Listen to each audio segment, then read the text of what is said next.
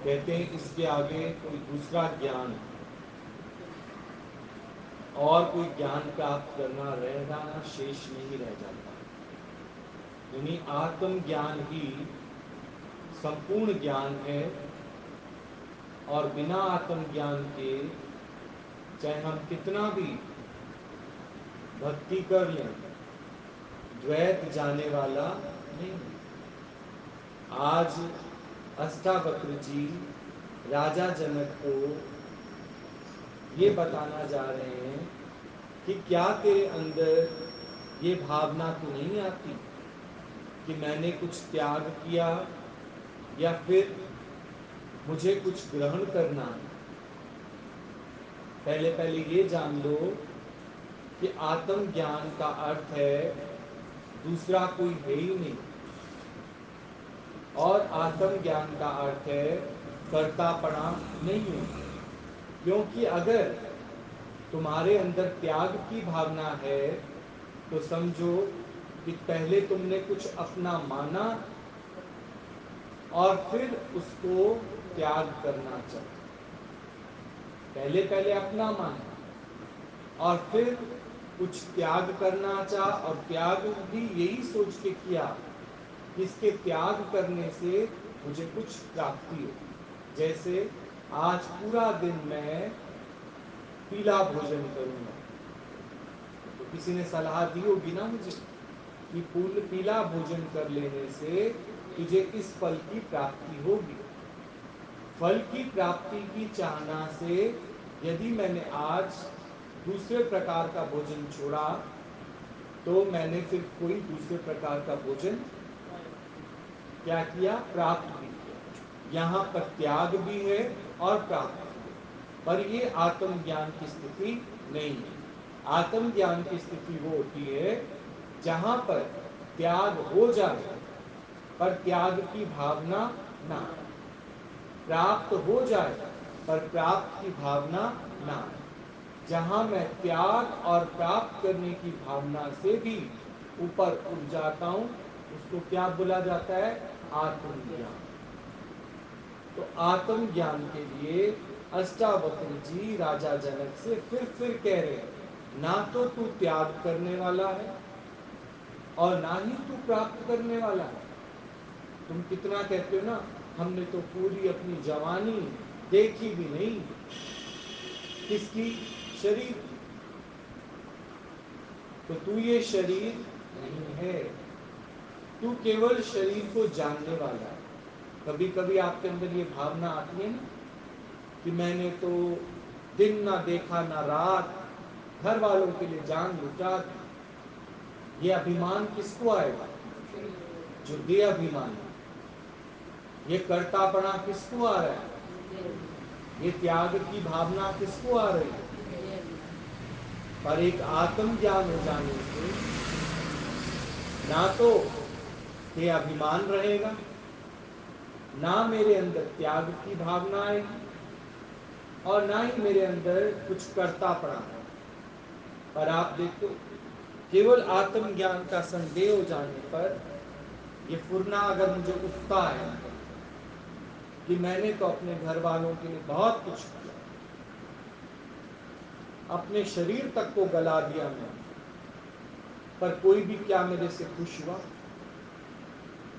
ये खुश करना, ये फल की चाहना, यानी सबको खुश करने के लिए मैंने जो है ये त्याग किया था। पर अगर अब फल की पूर्ति नहीं होती तो मुझे दुख भी होगा। इसका मतलब देहाभिमान गया ही नहीं था।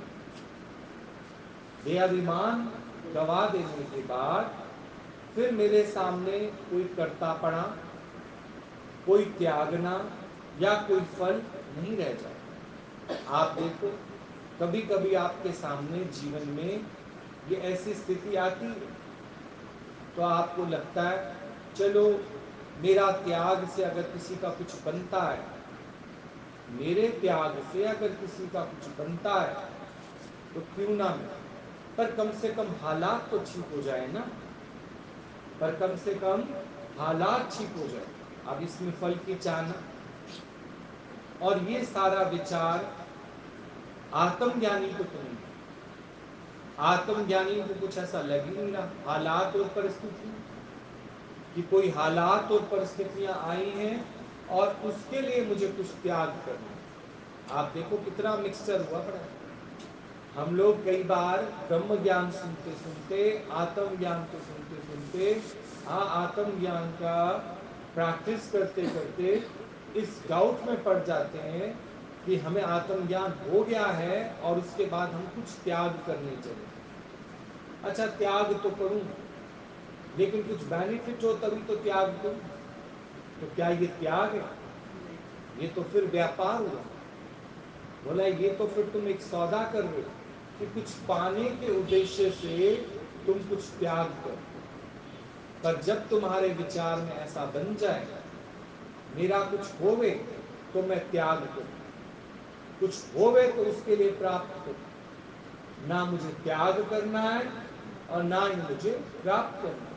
इससे ऊपर ये करने का जो भाव है, ये भी मेरे अंदर ना है। जब इन सब स्थितियों से ऊपर उठते हो तो तुम किसको प्राप्त हो जाते हो? आत्म। आत्मज्ञानी सदा संतोषी, वो सदा संतुष्ट है। उसको ना तो त्याग करना है, ना तुम्हें ग्रहण करना है। आप देख लो, भक्ति का कोई भी मार्ग तुम अपना लो और उस पर जो तुमको डायरेक्शन दी जाती है, इसका त्याग कर, फिर इसका ग्रहण कर। ये कर दोनों में आ रहा है, कर दोनों में आ रहा है। पर यहां पर तो गुरु कह रहा है, जहां करता पड़ा जागेगा वहीं तू भोक्ता भी बनेगा। करता तो भरता, करता तो भरता, जो कुछ करके बैठा है ना, भरपाई भी उसी को करनी पड़ती है। ज्ञानी अपने को निर्लिप्त और न्यारा रखता है, क्योंकि संसार में जो कुछ भी हो रहा है ये सब मेरे भ्रम मात्र, मेरे कल्पना मात्र, क्योंकि जगत तो बना ही नहीं, जगत बना ही नहीं। अच्छा, जगत बना नहीं है तो फिर क्या है? बोला ये केवल एक परमात्मा का प्रतिबिंब है। बाकी तो जितने भी पांच तत्व इकट्ठे हुए, शरीर बने, इनके ऊपर वो पांच तत्वों पर परमात्मा का क्या पड़ रहा है? प्रकाश पड़ रहा है। उस कारण ये मेरे को चलते फिरते दिखाई दे। पर मेरे को भ्रम हो जाता है कि जगत बना, पर जगत तो बना नहीं। जब पहला पहला भ्रम हुआ जगत बना,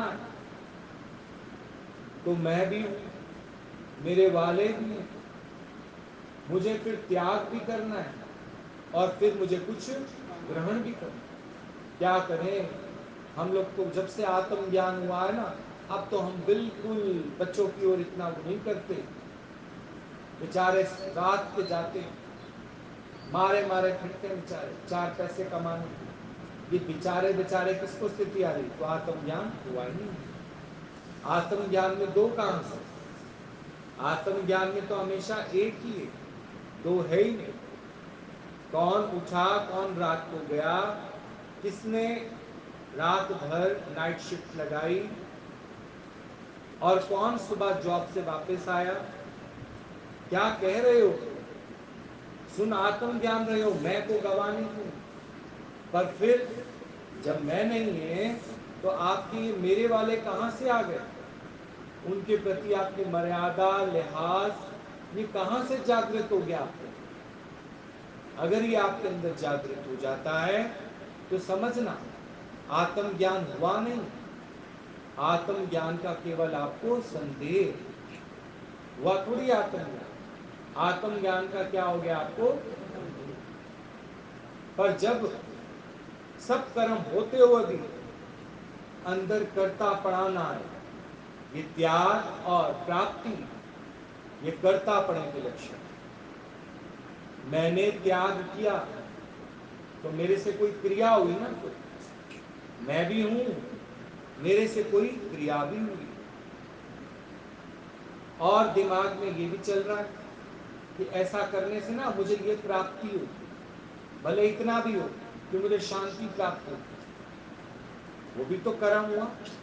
पर आत्मा को ना तो कुछ त्याग करना है और ना ही कुछ ग्रहण करना, क्योंकि आत्मा को सब पहले से ही प्राप्त है। आत्मा ने सब कुछ पहले से तजा हुआ है, वहां सब कुछ पहले से किया हुआ है, कुछ भी इसको करना मतलब फिर वो साक्षी और दृष्टा होकर केवल सीयर बनता है, डूअर नहीं बनता। अंदर में बार बार प्रश्न उठता है ना, अब क्या होगा, अब क्या होगा, अब क्या होगा, आगे का एपिसोड क्या होगा। यानी केवल सीयर, डूअर नहीं। जहां वो डूअर पने में आएगा, कर्ता पने में आएगा, तो फिर आत्मज्ञान नहीं। आत्मज्ञानी सदा संतोषी, सदा संतुष्ट है।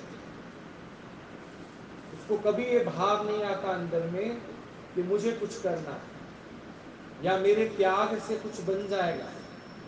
क्या बनेगा, किसके लिए बनेगा, कोई दूसरा हो तो। सर्वत्र सर्वव्यापी एक ही आत्मा है। आत्मा पश्यंती आत्मा, आत्मा के अलावा दूसरा कुछ नहीं। इसी को कहा जाता है आत्मा। कभी कभी विचार नहीं चलता, हमने तो घर वालों के लिए कुछ किया ही नहीं। कभी कभी लगता है, या फिर कभी कभी लगता है जिस समय मुझे अपने पार्टनर की जरूरत थी, मैंने तो अकेले ही बच्चों को बड़ा किया, बच्चों को पढ़ाया लिखाया। ये भी तुम्हारी गलतफहमी है। तुम भगवान को मानते हुए भी और भगवान को नहीं मानते। यदि तुम्हारी भगवान पूर्ण आस्था है तो हमेशा ये कहो, अगर कोई तुम्हें अहंकार दिलाए भी, घमंड दिलाए भी, तो भी ये कहो, तब भी भगवान हमारे साथ थे, आज भी भगवान हमारे साथ है, और आगे भी मुझे विश्वास है, चाहे ये पुतला रहे ना रहे, पर भगवान हमेशा हमारे साथ। इसको कहा जाता है आत्मज्ञान।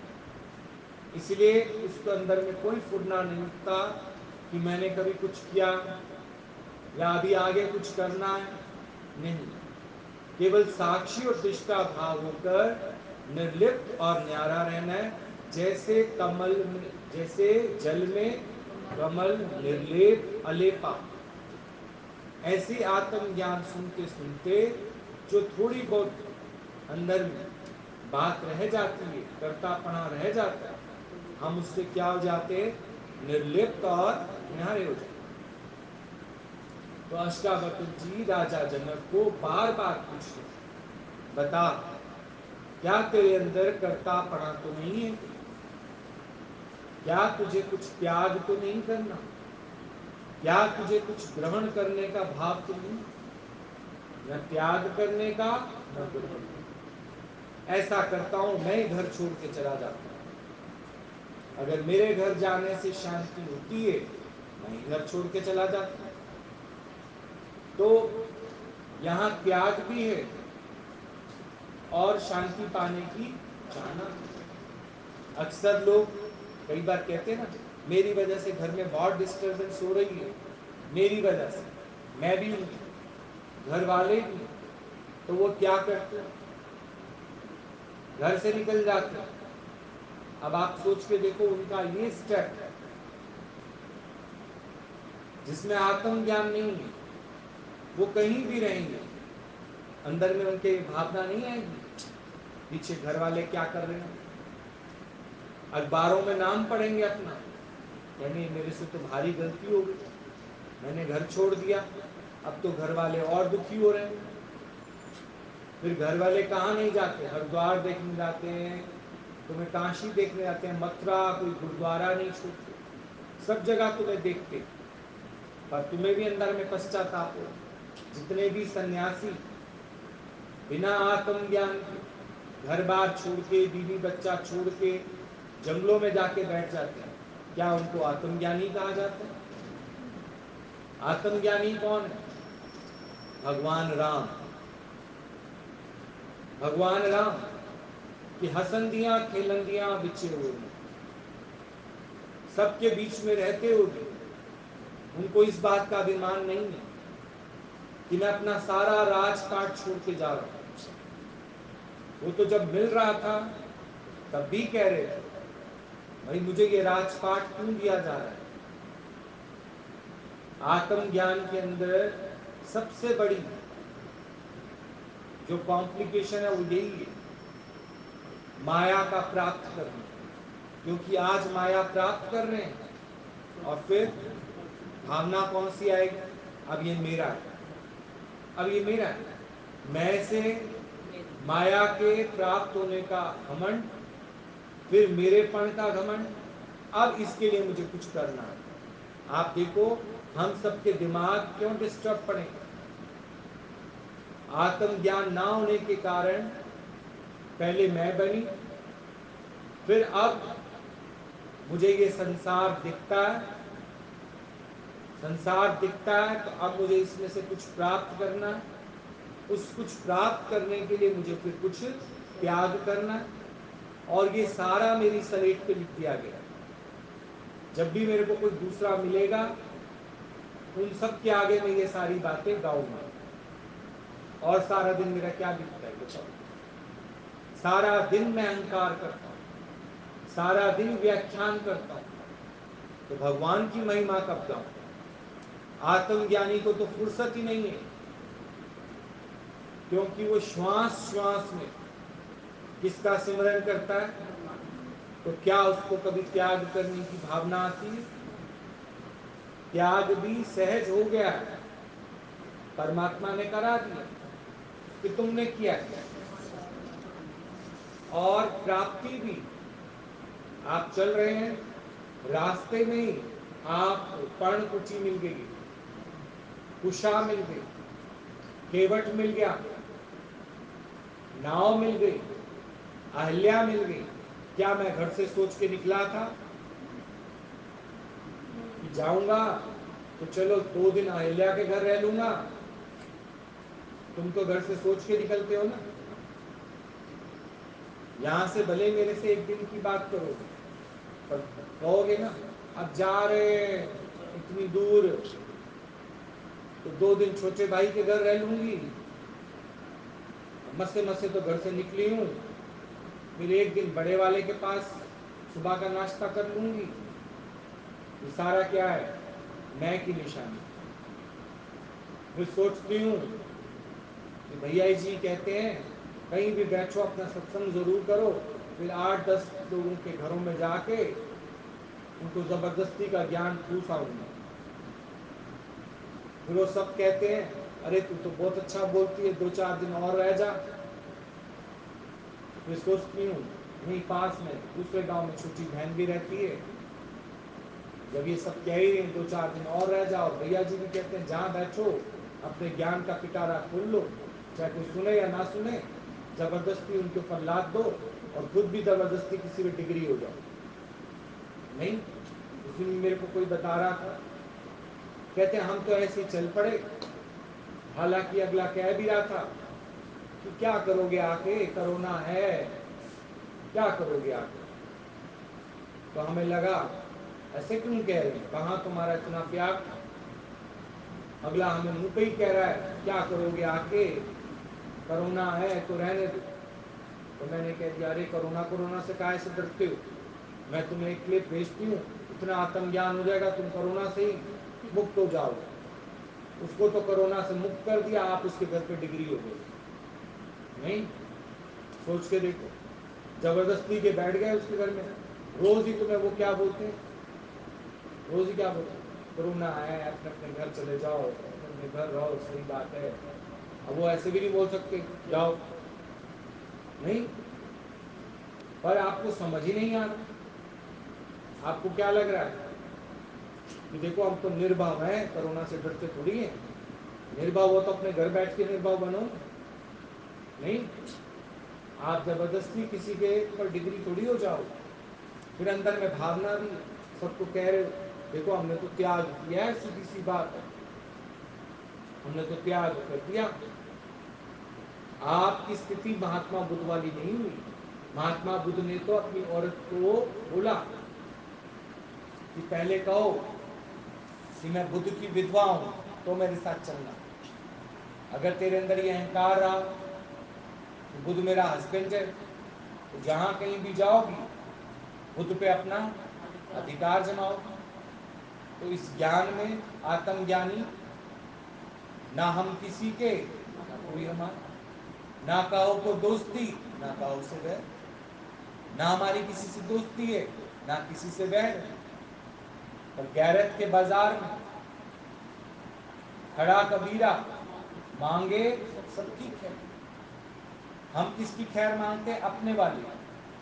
आज आप देखो ना, अपने ऊपर कोई हालत आई हो तो हमारा कितना मन चलता है। ये तो आत्मज्ञान नहीं हुआ। ऐसे ही कितनों की न्यूज आप सुनते हो, कितनी की बात आप सुनते हो, पर मेरे वाले पे कोई कष्ट है सोचो तो कितना मन चलता है, कितना चलता है।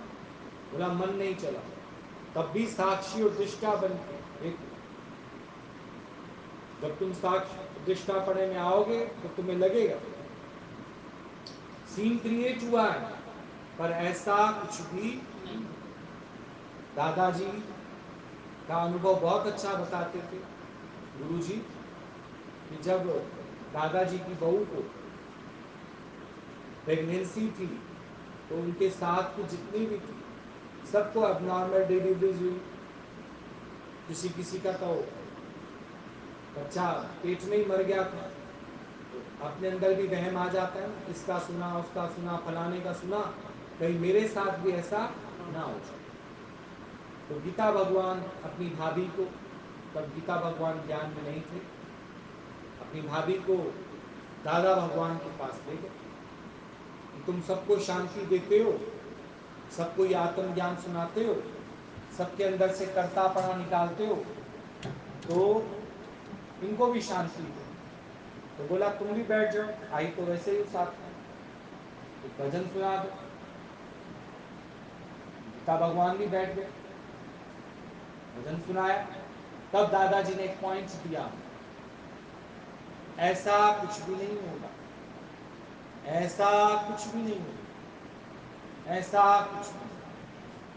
उसी दिन से दादाजी भगवान की बहू ने एक पॉइंट पक्का किया। विचार आ रहा था ना, ये तो नहीं हो जाएगा, वो तो नहीं हो जाएगा, फलाना तो नहीं हो जाएगा, ऐसा तो नहीं हो जाएगा। ब्रह्म ज्ञानी के मुख से निकला हुआ वचन, कहते हैं तुम्हारी मैं को खत्म करता है। तुम्हारी मैं तो पता नहीं क्या क्या सोच लेती है, मेरे वाले तुम्हारे पैदा हो जाते हैं और आत्मज्ञान तुम्हारा सब नष्ट भ्रष्ट हो जाता है। आत्मज्ञान साक्षी होने के लिए, दृष्टा होने के लिए, पर कर्ता होने के लिए नहीं। समझे? त्याग भी, मैं का भी क्या करोगे? मैं भी एक क्या है, तुमको भरम हुआ। मेरे वालों का भी क्या त्याग करोगे जब मैं ही एक भरम है? समुद्र से जो लहर बनी है वो स्वयं में एक भरम है। तो फिर आप देखो और जो लहरें बन रही हैं, क्या वो सच है? सच क्या है? समुद्र सच। सच एक परमात्मा है, वो कभी एक से अनेक हुआ ही नहीं, एक ही। पर मेरे को वो किस किस रूप में दिखता है? सगे संबंध के रूप में, अपने पराये के रूप में, फिर उनके लिए मेरा विचार चलता है। पर दादाजी की बहू का जब वक्त आया डिलीवरी का, एक ही पॉइंट बोले जा रहे थे, ऐसा कुछ नहीं होगा, ऐसा कुछ नहीं होगा, ऐसा कुछ। बिल्कुल नॉर्मल डिलीवरी, बच्चा बिल्कुल ठीक ठाक। तो उन्होंने घर के संबंधियों से बोला, और तो सारी बात समझ आती थी, पर एक ही बात ये बोलती थी, ऐसा कुछ नहीं होगा, ऐसा कुछ नहीं होगा। ये क्या कोई मंत्र है क्या? बोला हाँ, तुम्हारे सबके जीवन में गुरु कोई मंत्र देता, ओम नमः शिवाय, वाहिगुरु। तो ब्रह्म ज्ञानी के यहाँ मुंह से जो भी वचन निकला वो हमारे लिए क्या काम करता है? मंत्र का। तो हमारे दादाजी ने उनको जो पॉइंट दिया, ऐसा कुछ नहीं होगा, क्योंकि उनके दिमाग में बहुत डर था, भय। भय किसको होता है? जिसने अपना कुछ माना है तो वो कुछ त्याग भी करेगा, कुछ ग्रहण भी करेगा। पर जब मैं ही नहीं हूं, मेरा ही नहीं है, तो भय किस बात का? त्याग किस बात का, ग्रहण किस बात का। तो वहां पर देखा, जब एक विचार बार बार दिया तो माइंड सब और से अपने आप ही हट गया, और अपने आप ही आप देखो सब कुछ पॉजिटिव हो। हमारा दिमाग सारा दिन कहाँ घूमा रहता है, नेगेटिविटी, करता पड़ेगा। लेकिन तुम सियर हो, जुआर नहीं हो। बार बार गुरु कहता है, हे अर्जुन तू मेरे लिए आत्मा का ज्ञान ले, तू मेरी शरण में आ जा। मेरी शरण में का मतलब आत्मा की शरण पकड़। तूने उस मिथ्या जगत की शरण पकड़ी है, तभी तेरे अंदर कई कई अनेकों विचार आ रहे हैं, और वो अनेकों विचार तुझे क्या कर रहे हैं, अस्त व्यस्त कर रहे हैं तुझे। अगर तू परम शांति को प्राप्त करना चाहता है, तो अपने वास्तविक स्वरूप में आना चाहता है, तो बार बार जो भी विचार तुझे डिस्टर्ब करे, दुखी करे, तू अपने आत्मा के निश्चय में। आत्मा का निश्चय क्या है कि दूसरा जब कोई बना ही नहीं, तो फिर उसके लिए क्या त्याग करना, क्या ग्रहण करना। एकदम से तुम्हारी मैं शून्य हो जाए। ठीक क्या आया समझ में?